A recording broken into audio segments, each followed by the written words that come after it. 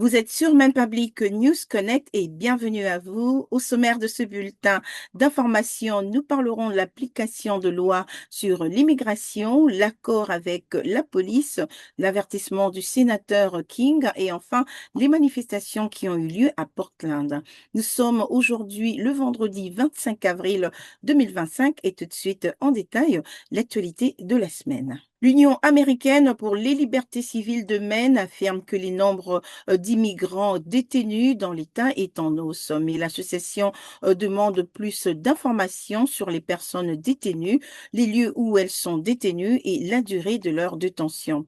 La semaine dernière, le groupe a affirmé que la prison du comté de Cumberland détenait 80 personnes pour le compte du service de l'immigration et des douanes et pour la prison régionale de Two Bridge à Wisconsin qui a détenu jusqu'à 25 personnes.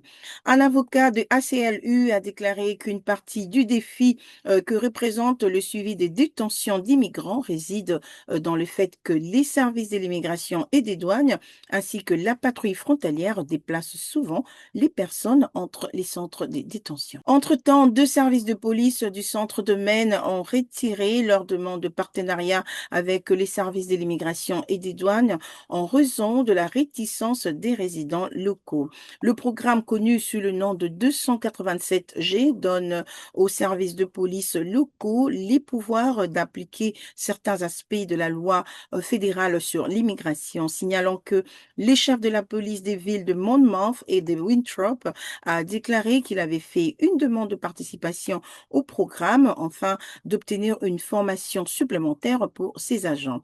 Mais lors d'une réunion municipale à Monmouth la semaine dernière, il a déclaré qu'il avait retiré sa demande lorsqu'il a vu à quel point le programme était source de division parmi les habitants. La ville de Wells est la seule dans l'État de Maine à avoir adhéré à ce programme. Le sénateur indépendant Angus King de Maine signale que les efforts déployés par le président Donald Trump pour consolider son pouvoir ne respectent pas les limites traditionnelles de l'autorité présidentielle. Lors d'une émission à la radio publique de Maine la semaine dernière, M. King a déclaré qu'il était particulièrement préoccupé par les efforts de M. Trump de contourner le Congrès, de cibler ses ennemis politiques et de punir les cabinets d'avocats, les universités et les États qu'il perçoit comme travaillant contre lui.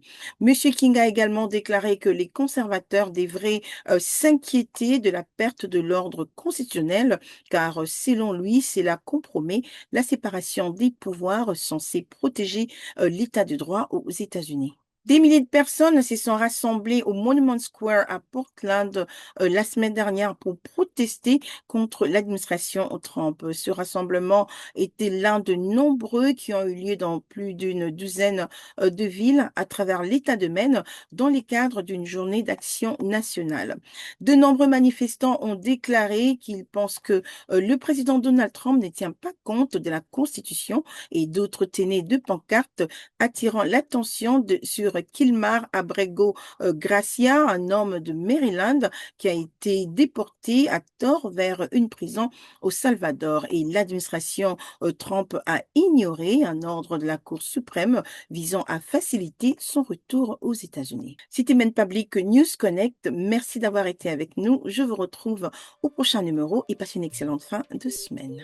Merci à nos excellents partenaires communautaires pour leur soutien et leur contribution à ce programme. Main Public News Connect est rendu possible par des soutiens individuels et des fondations à travers le Maine, ainsi que par Seaport Credit Union, Hannaford Supermarket, IDEX, Maine Housing, Coastal Enterprises, CoverMaine.gov, Sam L. Cohen Foundation, Crow et Patricia Ewan et Maine Health Access Foundation. Main Public News Connect est rendu possible par Crow et Patricia Ewan qui se sont engagés à combler les différences culturelles au sein de nos communautés. Seaport Credit Union, engagée dans le bien-être financier des habitants de Maine depuis 1931. Présente à Augusta, Scarborough, Portland et bientôt à Lewiston. Pour en savoir plus, consultez les sites internet seaportcu.org. Hannaford Supermarket, qui célèbre la diversité de ses employés, de ses clients et de ses communautés et s'engage à favoriser un environnement accueillant. Ensemble, ils sont plus grands que des produits d'épicerie. Et pour en savoir plus, rendez-vous sur le site internet www.hannaford.com. Si vous avez perdu votre assurance maladie ou si vous avez eu un événement majeur dans votre vie, vous pouvez trouver un plan qui vous convient et une aide financière pour le payer sur le site internet coverme.gov.